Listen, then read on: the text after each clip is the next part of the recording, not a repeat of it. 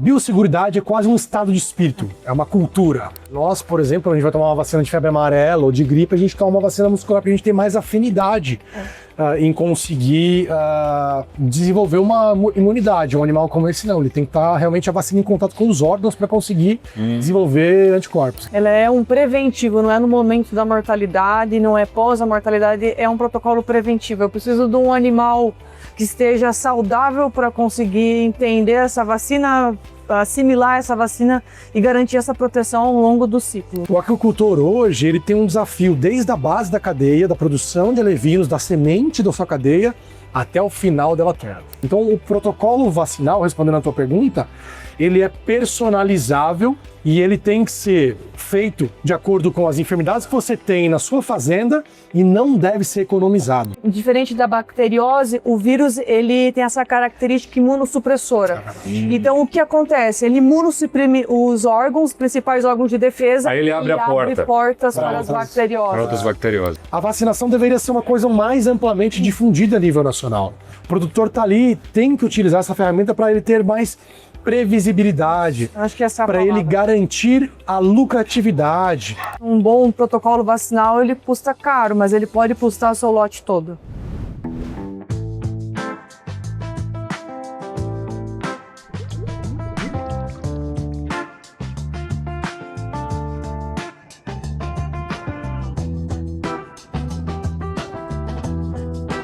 Este episódio é patrocinado por MSD Saúde Animal. Olá para você que acompanha o podcast Seafood Brasil e você sabe que sempre cobrimos o setor da água ao prato. Se você tem alguma dúvida, algum detalhe sobre a produção de pescado, desde a aquicultura até a comercialização no varejo de food service, é aqui que você vai ficar sabendo de todos os detalhes dessa cadeia tão importante do agronegócio nacional. Hoje, pessoal, nós temos um tema muito importante aqui, que é o tema de sanidade. E nós trouxemos aqui convidados muito especiais da MSD Saúde Animal, que inclusive patrocina esse episódio do podcast Seafood Brasil. Estamos aqui hoje com o André Blanche. Tudo bem, André? Como vai? Vai, tudo bem? Obrigado Tudo pelo jóia. convite. Imagina, Vamos prazer lá, vai ser muito interessante o papo de hoje. Maravilha. E temos também aqui a nossa fonte técnica aqui, Thalita. Tudo bem, Thalita? Obrigado. Muito prazer, muito obrigada. Imagina. Bom, pessoal, o André, ele é gerente de conta-chave da MSD Saúde Animal. E a Thalita, como eu falei, é a nossa especialista técnica, né? Ela é a coordenadora técnica nacional aí da MSD Saúde Animal. E ela vai trazer aqui um aprofundamento dessas questões que envolvem a sanidade e o desenvolvimento de ferramentas aí para combater as emergências e as doenças que afetam tanto aí a produtividade do nosso setor. Bom, vou começar aqui com o próprio André. André, essa é uma oportunidade muito importante para nós, que é de levar esse conhecimento para o setor que está crescendo tão rápido, né, de maneira vertiginosa, mas crescer com segurança, né? A questão da segurança se traduz justamente nesse cuidado com a sanidade. Não dá para a gente crescer de maneira desordenada e não enfrentar de cara as emergências sanitárias que o setor vem atravessando.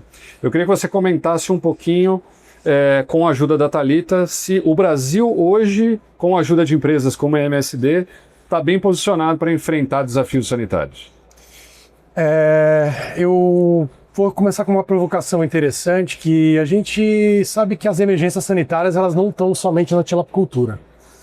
Vira e mexe a gente abre o jornal e vê como, por exemplo, gripe aviária, febre aftosa e alguns outros surtos de outras enfermidades no Brasil. E justamente isso se dá por conta da intensificação de processos de produção agropecuária. Então, quando você tem mais soja por metro quadrado, mais milho, mais frango, mais tilápia, por consequência você tem o malefício das enfermidades. Tá? Então, como nós estamos avançando como tilapicultura, um dado interessante, que nos últimos 10 anos a gente cresceu 186% da nossa cadeia. Né? Em 10 anos. Em 10 anos, então isso significa uma intensificação do cultivo. Nós também começamos a enfrentar um pouco mais de aspectos sanitários, algumas enfermidades que vêm chegando para trazer malefícios ao aquicultor. Tá? E hoje, eu acho que a Thalita vai passar um pouco mais esse panorama de enfermidades, nomes, né, e a parte um pouco mais técnica, mas essa é a o nosso futuro, talvez, aí, de talvez enfrentar um pouco mais de doenças ao longo dos ciclos produtivos. Tá? Mas isso não é uma emergência de todo. Você tem ferramentas para conseguir combater essas enfermidades ou esses surtos que a gente tem, seja por bactérias ou vírus, como, por exemplo, antibióticos, manejos, e dentre eles, um dos principais pilares são as vacinações. Ou então, para evitar que essas doenças cheguem e se disseminem num cultivo, né? Então a gente usa muito a biosseguridade, e a vacina ela é um pilar principal da biosseguridade. Então a gente tem hoje sim alguns problemas sanitários no Brasil. Eles poderiam ser barreiras para o nosso contínuo desenvolvimento, mas não são, porque nós temos ferramentas para munir o aquicultor e que ele combata assim, essas enfermidades, né? Aí eu acho que a Thalita também tem um pouco de papel nesse nosso bate-papo, nesse nosso podcast, né? De trazer um pouco mais, Thalita, quais são as enfermidades hoje que o Brasil enxerga como importantes, né, ou de alta relevância, e como seria o controle dessas enfermidades, né, pensando em papéis como biosseguridade, sanidade, como isso caminha lado a lado. Sem dúvida, André, eu acho que você contextualizou muito bem, né, esse nosso crescimento da tilapicultura e essa intensificação que ela trouxe com isso tudo. Lógico, o Brasil hoje é um dos principais players, né, a gente está em quarto na posição global, produzindo muito tilápia, muito produto, aí, muita proteína para o mundo todo. Só que essa intensificação ao longo desses 10 anos, ela é agravada, está sendo agravada por principalmente, desde sempre, as streptococoses. Então a gente vê, logo uns 10 anos atrás, o surgimento aí da Streptococcus agalactis sorotipo 1B. Ela é um patógeno, uma bacteriose gram-positiva, e ela acomete o animal principalmente aí nas fases da engorda, animais acima de 300, 400 gramas, em produções mais intensivas, principalmente nos tanques redes, onde tem essa intensidade maior, mais animais por metros cúbicos, e principalmente aí no período do verão. Então, temperaturas com 28, sobe, é um indutor 29, de bacteriose. Positivo 30 graus, a bactéria ela tem o calor, né, para ela se intensificar e produzir mais e acometer mais os animais. E eu acho que um ponto importante do Streptococcus, é importante a gente comentar isso para o pessoal que está nos ouvindo, né? O Streptococcus é uma bactéria, uma família de bactérias que ela está presente no ambiente, né, Thalita? Com certeza. Então, assim, onde você tem produção, tem Streptococcus. No leite, por exemplo, né, pegando um gancho da sua fala, a gente tem Streptococcus que causam mastite em vacas. Então essa inflamação não somente em vacas, em seres humanos também, né? Então a gente tem essa bactéria no ambiente, por isso que ela é tão importante, né? E sem dúvida, e hoje como eu encontro esse animal, quais são as características clínicas dele a campo? A gente tem a infelicidade de desejar encontrar ele na mortalidade, então são mortalidades aí que acontecem nesses períodos de gatilho, né? Temperaturas elevadas, alta intensificação. O animal que ele tem exoftalmia, que é aquele olho saltado. O animal que tem acúmulo de líquido, que é a chamada ascite. A peritonite, né, os órgãos ficam inchados porque eles estão numa infecção aguda, e logicamente a mortalidade. E essa mortalidade ela não fica só na piscicultura, ela também pode ocorrer subclinicamente e ser levada ao frigorífico com os descartes dos filés do frigorífico. Então essa enfermidade ela está aí presente desde as primeiras produções de tilápias no Brasil. Como o André comentou, ela está no ambiente. Então esse trabalho da imunização ele tem sido realizado desde 2011. Me recorde se eu estiver enganada. Desde 2011 que a gente imuniza os animais para essa bacteriose. Ela tem amplos sorotipos. O principal hoje no Brasil é o sorotipo 1B, o sorotipo 3 e Streptococcus INI, também muito relevante. A gente vê uma migração desse sorotipo 3, que até então estava apenas no Nordeste, a gente vê ele migrando para a região aqui do Triângulo Mineiro, próximo aí de Morada Nova de Minas, então a gente vê tem uma capacidade adaptativa aí também. Essa expansão dele muito ampla, que é um sinal de alerta, que a gente está muito em atenção isso, com essa expansão dele. Também muito relevante as lactococoses, tem um sintoma muito parecido com o Streptococcus, com ascite, o olho um pouco opaco.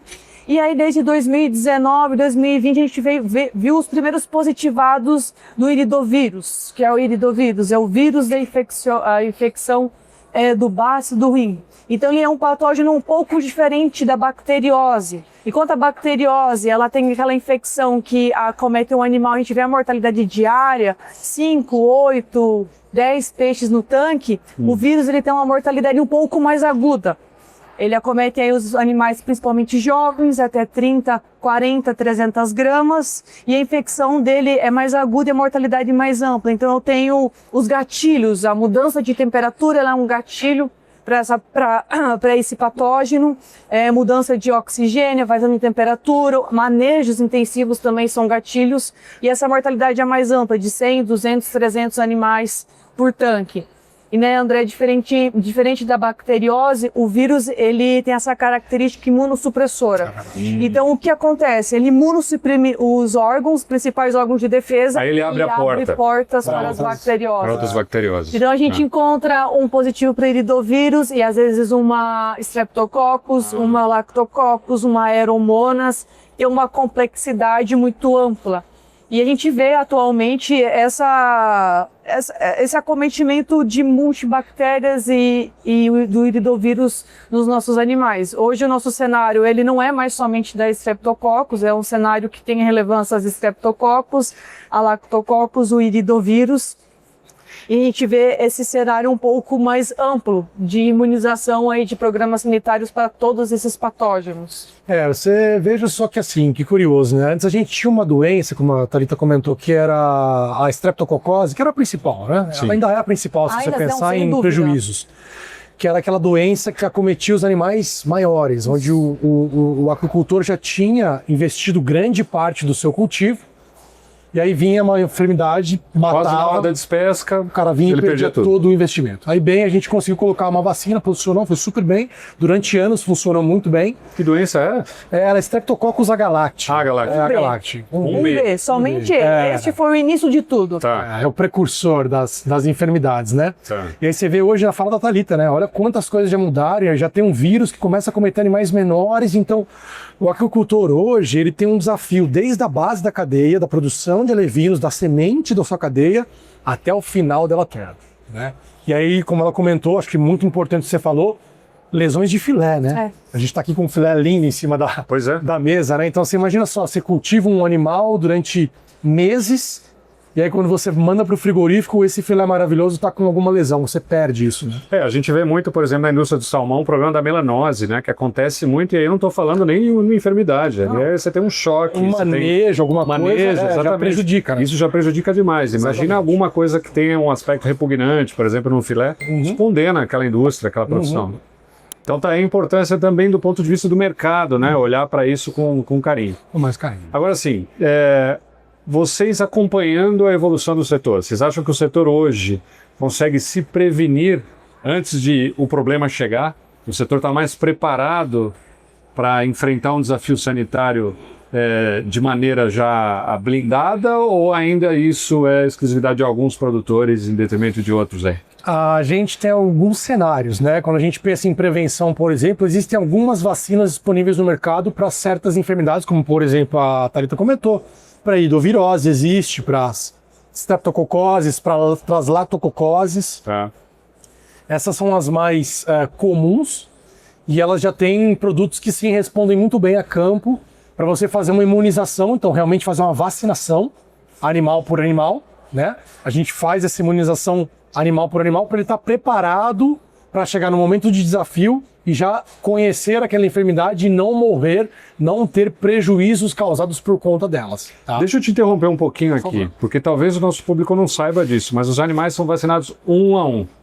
Vocês podem explicar um pouquinho mais de como surgiu a ideia de vacinar um a um? Porque a gente sabe que tem vacinas por imersão, por exemplo. Sim. Que aparentemente parece a solução mais lógica. Exato. Mas não é a solução massiva que o setor adotou, certo?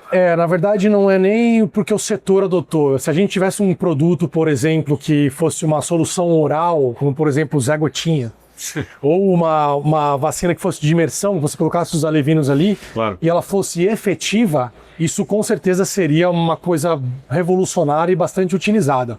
O problema é que nós temos um animal que a gente cultiva, que é um peixe que na cadeia evolutiva, ele é muito menos desenvolvido que um mamífero como nós, por exemplo, cães, sim, e muito menos desenvolvido que uma ave ou um suíno. Então, para ele conseguir ter uma assimilação boa de uma vacina, ela tem que ser aplicável de forma intraperitoneal. Isso quer dizer que é dentro do próprio animalzinho da barriga, da cavidade abdominal dentro da barriga. Me corrija se eu estiver errado nos termos que eu estou usando aqui, mas para ficar fácil para o pessoal entender, então você aplica a vacina dentro do animal, tá? E ela só funciona porque ela tem essa via de aplicação. E dentro de uma vacina injetável, como as nossas vacinas, eu tenho dois principais componentes, o antígeno e o adjuvante.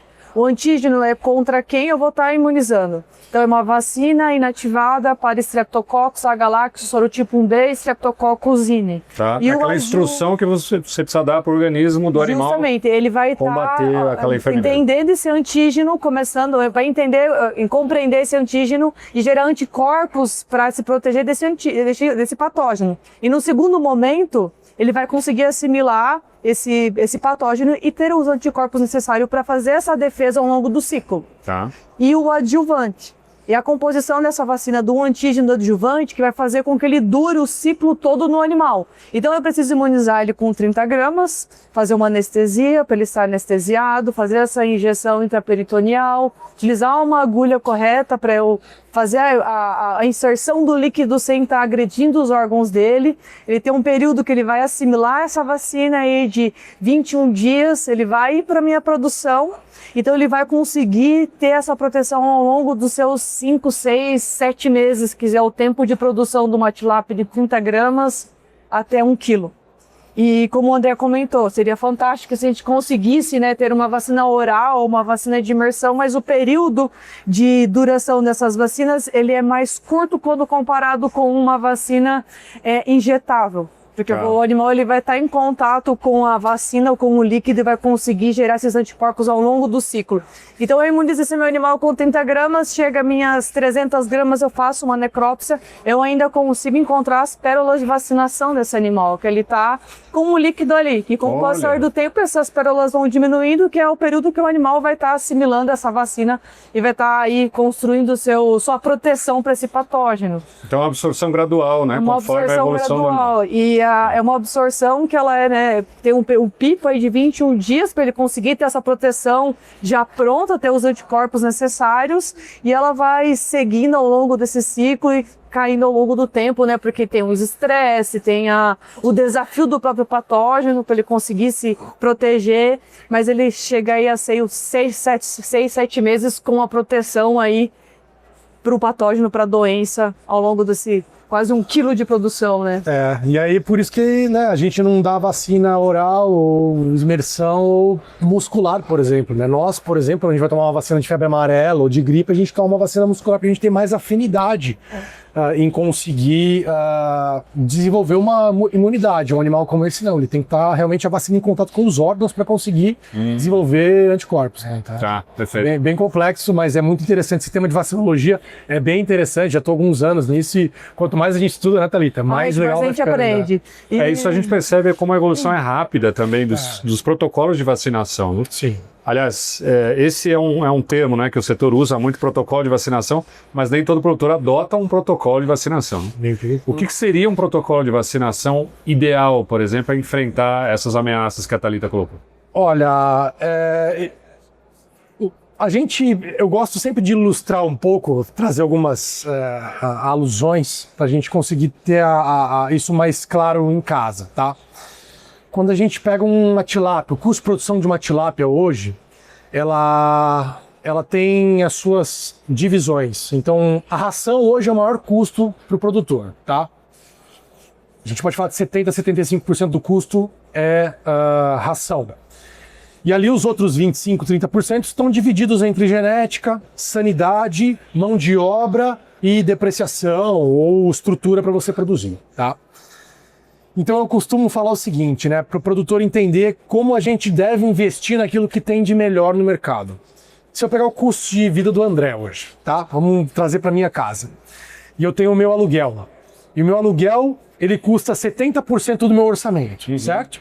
E ali eu tenho mais 10% com 20% com supermercado, 5% com combustível e carro, e 3% com cinema. Não dá nem para pedir uma comida fora. Exatamente, está meio apertado. Aí eu chego lá para minha esposa e falo, é o seguinte, a gente tem que cortar algum custo em casa. E eu apresento para ela um gráfico de pizza, e nessa pizza as fatias estão divididas dessa forma. e ela chega para mim e fala, olha, eu acho que a gente tem que cortar o cinema. Você realmente acha que é o cinema que está comprometendo o nosso orçamento? Né? Quando você olha o grafo de pizza, a gente sabe que a alimentação é maior desse. Né?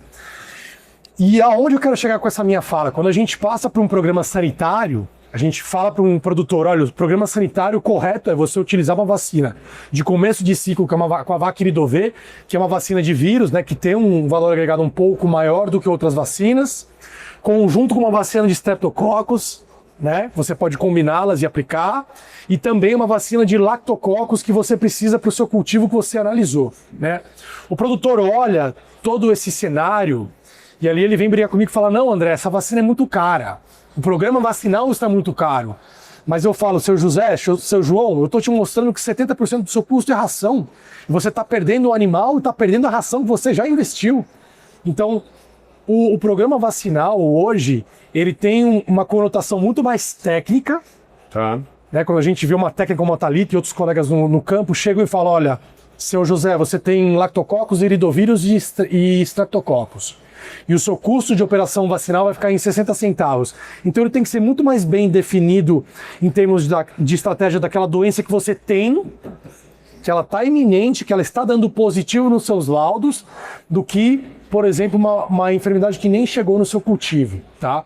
Então a gente tem muito essa nebulosa hoje em dia de, mas fulano me entrega uma vacina tetravalente, autógena, com vários sorotipos de streptococcus que talvez o cara nem tenha na fazenda dele. Então o protocolo vacinal, respondendo a tua pergunta, ele é personalizável e ele tem que ser feito de acordo com as enfermidades que você tem na sua fazenda e não deve ser economizado.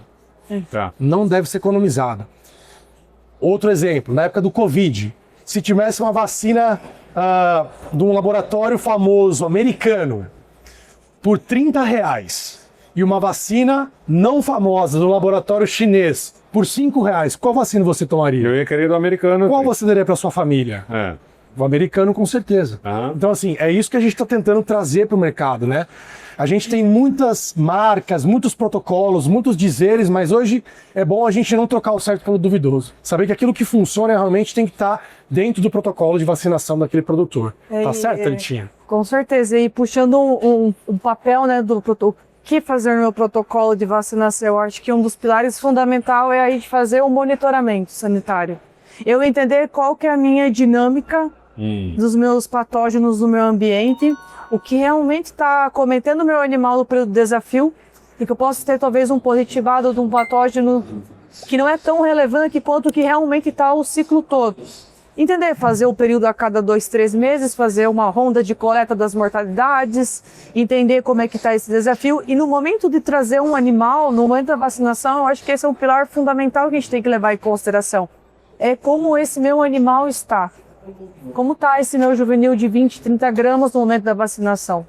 Não é só sobre você vacinar corretamente e quais os patógenos, é você fazer essa vacinação correta. Trazer um animal sadio, trazer um animal que não passou por desafio, um animal que está livre dos patógenos, imunizar ele corretamente, respeitar o descanso dele. Importante. Os descansos de 21 dias, 30 dias. E dar condições para ele ao longo do ciclo, né? Porque nada me adianta ter uma vacina melhor do mundo se ao longo do ciclo eu não levo em consideração minha densidade, estou lá densando muito mais animais do que a tilápia consegue aguentar. Se eu não estiver utilizando uma ração de qualidade, né? Uma nutrição que realmente seja apta ao animal, utilizando a granulometria correta para esse animal da fase correta.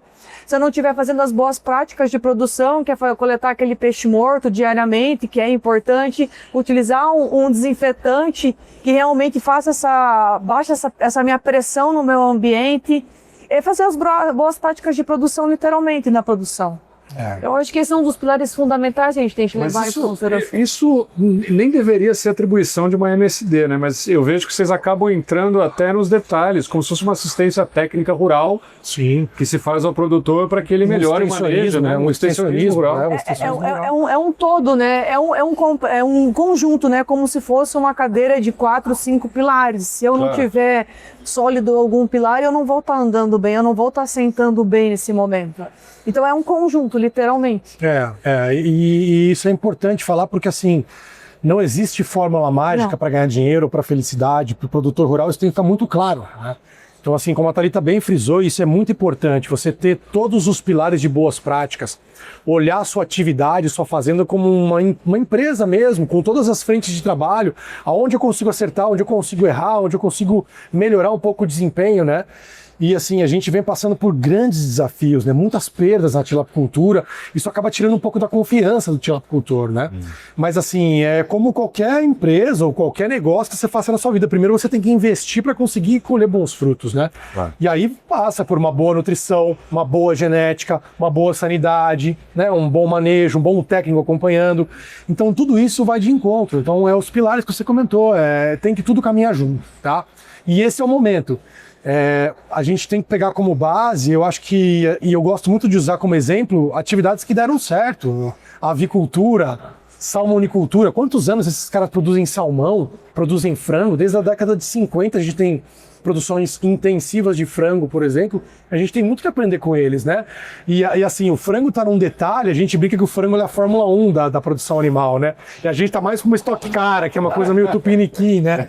A gente quer chegar lá, mas veja só, o frango, até a velocidade do vento e a temperatura interna e a luminosidade do galpão são controlados, para você expressar todo o potencial genético, potencial sanitário, potencial nutricional de um animal, né? Então isso é impressionante e eu acho que é justamente onde a gente tem que trilhar o nosso caminho, né? Eu acho que... E a gente vê também uma experiência internacional, como você falou, do salmão, mas também na própria tilápia. Já existe um histórico aí de produção de tilápia que é considerável, né? Se você for imaginar, a MSD sendo uma empresa internacional também traz essa expertise de fora, né? De saber lidar com outros desafios sanitários que talvez nem estejam aqui ainda. Exato, e uma curiosidade, né, assim, a título de curiosidade, nós temos ali no nosso portfólio registradas no Brasil cerca de 4, 5 vacinas registradas aqui no Brasil para serem importadas e utilizadas no nosso mercado nacional. Nenhuma é feita no Brasil.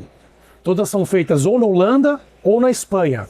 Porque a gente pega, e aí a Thalita pode explicar um pouco mais como é feito esse processo, que é um pouco complexo, mas basicamente a MSD seleciona a cepa mais virulenta ou a mais potente a nível global, desenvolve uma vacina e aquela vacina tem que proteger contra todas as cepas a nível global. Então ela pode pegar uma cepa de Streptococcus, por exemplo, Brasil, México, Indonésia e Vietnã. Vê qual é mais virulenta, separa aquela e faz a vacina para aquela espécie mais virulenta e que consiga proteger contra todas. Entendi. Isso é muito interessante, né? Isso nos dá muita velocidade e agilidade, né, Thalita? Assim, de conseguir trazer produtos inovadores, né? A gente sempre trabalhou com essa parte de inovação da MSD. Eu lembro agora, quando, por exemplo, surgiu o sorotipo 3 no Nordeste, e a gente trouxe uma vacina que já estava pronta, porque ela já tinha sido desenvolvida para países como a Indonésia. Então a gente conseguiu importar e ter velocidade de resposta, né? Então isso é bem interessante, né? Essa interação dos patógenos. Eu acho que também é a confiança também do produto, né? Diz muito, né? Porque quando a gente fala de uma vacina comercial, é aquele produto que ele foi selecionado, a gente escolheu a cepa mais violenta, a cepa mais patogênica, multiplicou ela, fez a interação da cepa com o adjuvante. Isso é muito importante, ter essa interação entre o antígeno e o adjuvante. Fez a avaliação dela no laboratório, avaliou no laboratório como foi mais no laboratório, e antes de ser registrada, ela tem que rodar uma prova de campo no campo, literalmente. Sim, e ver como vai ser o meu mesmo. desempenho. Então isso traz muita confiabilidade, lógico, é um processo um pouco longo, moroso, mas traz bons produtos e boa previsibilidade para o nosso cliente. Tem uma questão também que eu gostaria de abordar, que é essa questão do avanço geográfico de algumas doenças, né? Então, você criar barreiras sanitárias, aí trabalhar não só a biosseguridade, mas a biossegurança também, as propriedades e tal.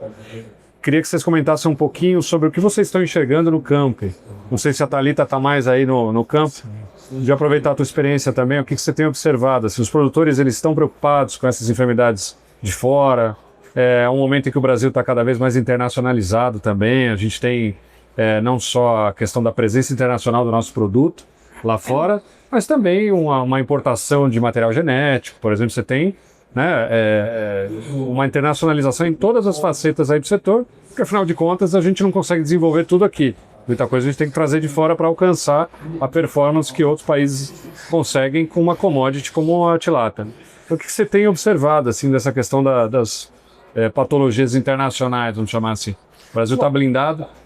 Bom, assim, é uma eterna curva de aprendizado, né? A gente vê que teve essa expansão do sorotipo 3, que estava até então no Nordeste, a gente não entendia se era a dinâmica do patógeno, se era por conta da qualidade de água, por conta das intensificações lá, o perfil de temperatura. A gente viu que teve essa expansão para a região aqui sudeste por conta de algum trânsito de animais positivados.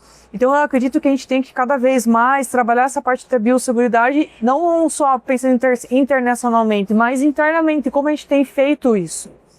A gente tem feito, às vezes, alguns trânsitos que são inconscientes e tem levado a essa expansão desses patógenos. Da mesma conta do iridovírus, a expansão dele hoje ele é nacional. E esse trânsito acontece como? Só para a gente explicar. Isso é, por exemplo, formas jovens que transitam vão ser engordados em outro lugar. Isso, que transitam de uma região para outra, ou animais já de produto acabado que vai para um mercado em outra região. A gente vê o trânsito do caminhão, querendo ou não, o caminhão ele é hoje, né? O meio de transporte do alevino ou do peixe gordo, ele é um carregador, né?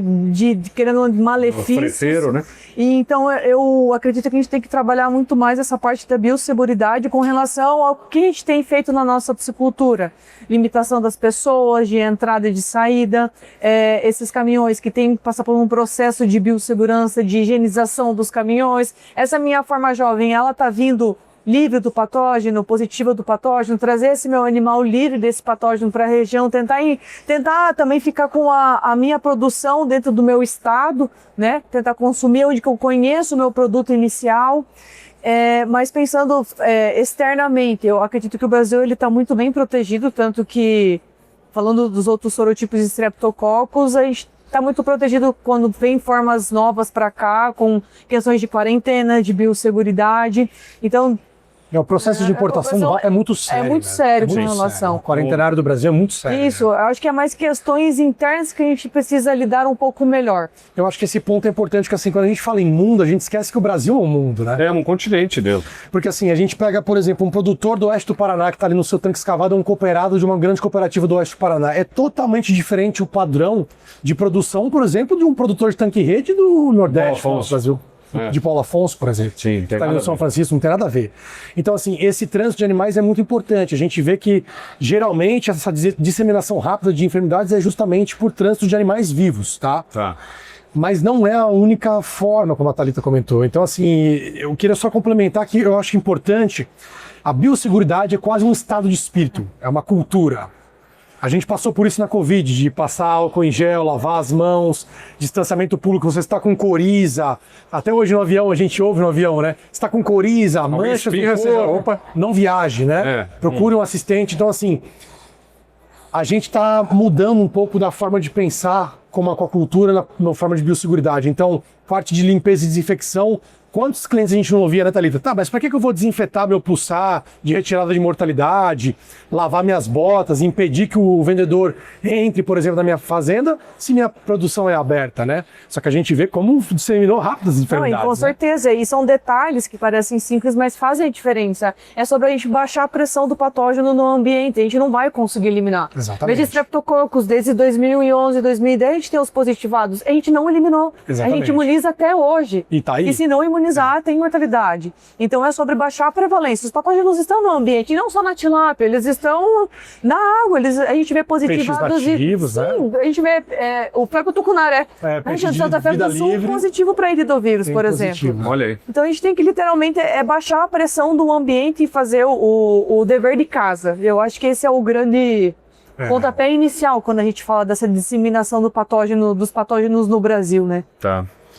Vocês tocaram num tema interessante, que é essa questão do Brasil ser um continente e os diferentes sistemas de produção e características culturais até, né? Que cada região tem também. Absolutamente. Vocês observam que existe, por exemplo, uma diferença muito grande na adoção dessas medidas de biosseguridade em regiões específicas em detrimento de outras? Existem regiões que estão mais propensas e mais aptas, talvez, a adotar essas medidas do que outras regiões? Veja, quando a gente fala do tanque-rede, que é basicamente uma gaiola flutuante, a gente tem uma super intensificação da produção. Ali tem mais indivíduos e, por consequência, a doença rola mais. Sim. Então ali, a vacinação é quase que um insumo indispensável. Quando a gente vai para os tanques rede, desculpa, para os tanques escavados, né? Eu falei dos tanques redes. Quando a gente vai para os tanques escavados, a gente já não tem mais tanta essa incidência de mortalidades ou surtos muito agudos, mas não quer dizer que a enfermidade não esteja lá. E aquilo que a gente falou, né? De lesão de filé, mortalidades, por exemplo, subclínicas, falta de desempenho do lote. Pô, eu tava esperando para tirar meu peixe com 8 meses, demorou 10, 12, o que será que tá acontecendo? E geralmente não se atribui isso às enfermidades.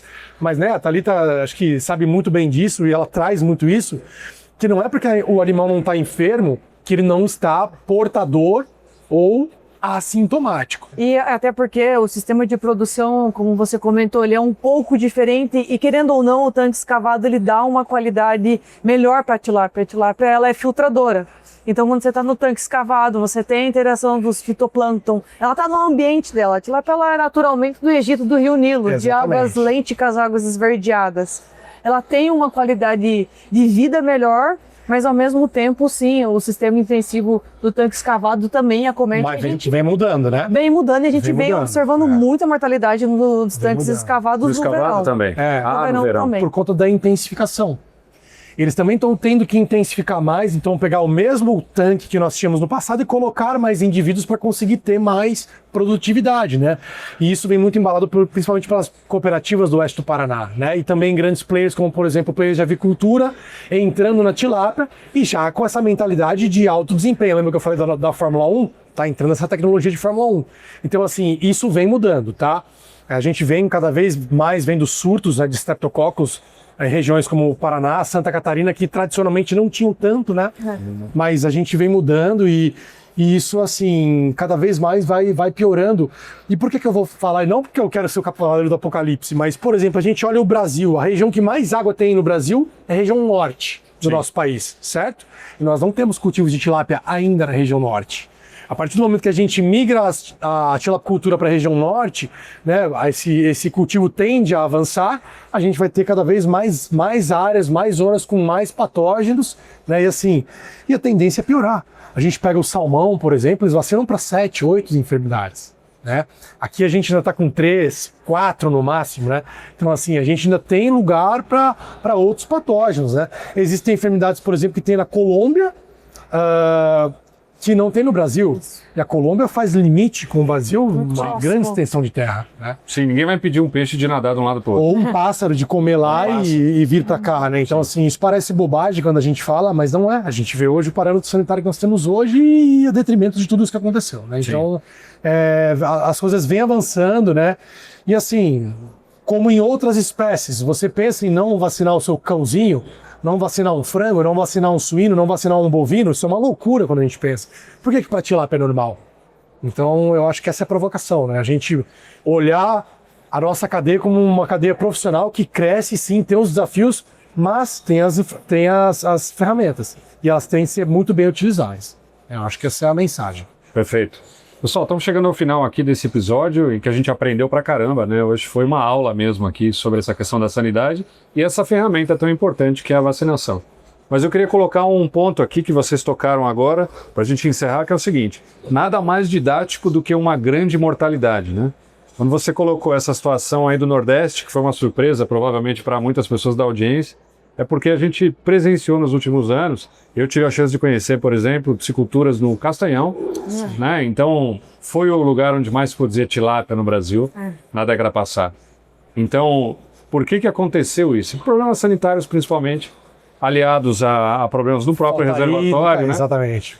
Causaram esse colapso da piscicultura lá. Então, é uma questão muito séria, né? Exato. E eu queria que vocês dessem um recado aí, considerando esses episódios didáticos, né, que eles não venham a acontecer novamente, para aí o setor acordar para a necessidade de usar uma ferramenta tão importante como essa. Eu acho que é importante, assim, a gente deu uma pincelada sobre esse assunto e reforçar que não estamos dizendo que a vacina é o salvador da pátria.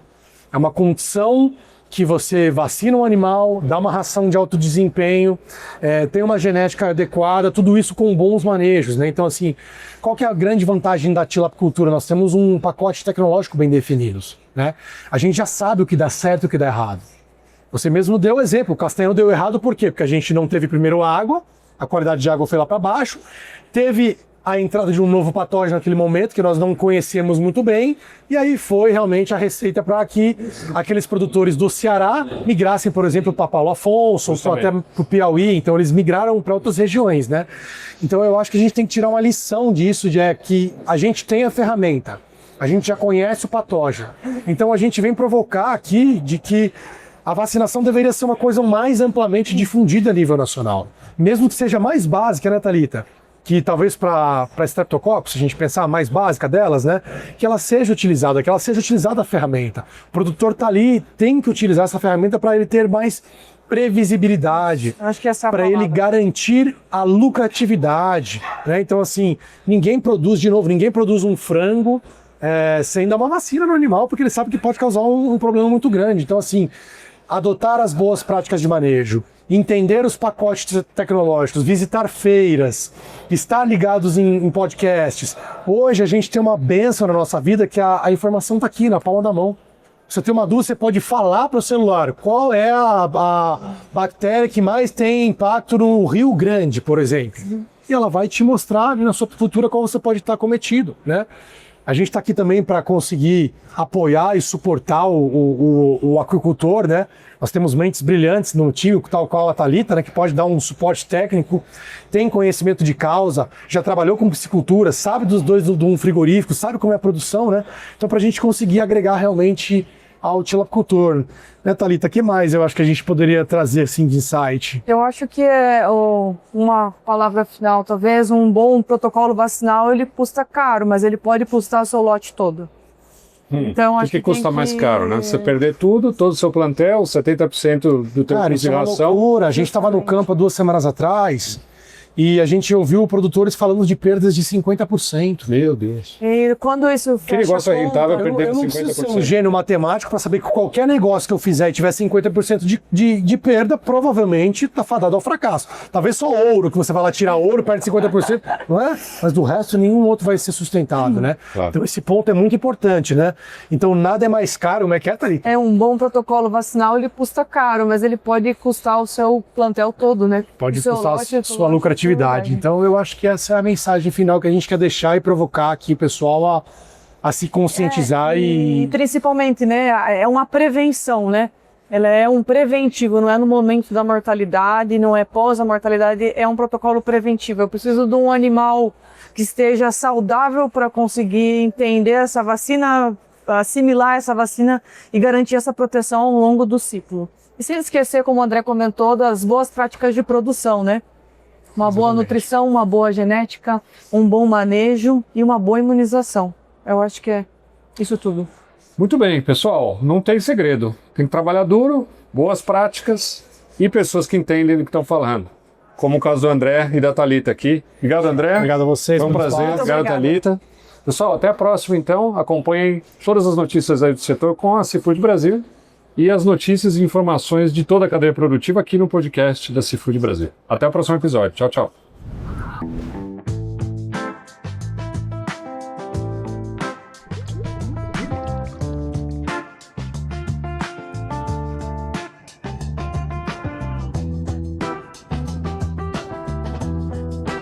Este episódio é patrocinado por MSD Saúde Animal.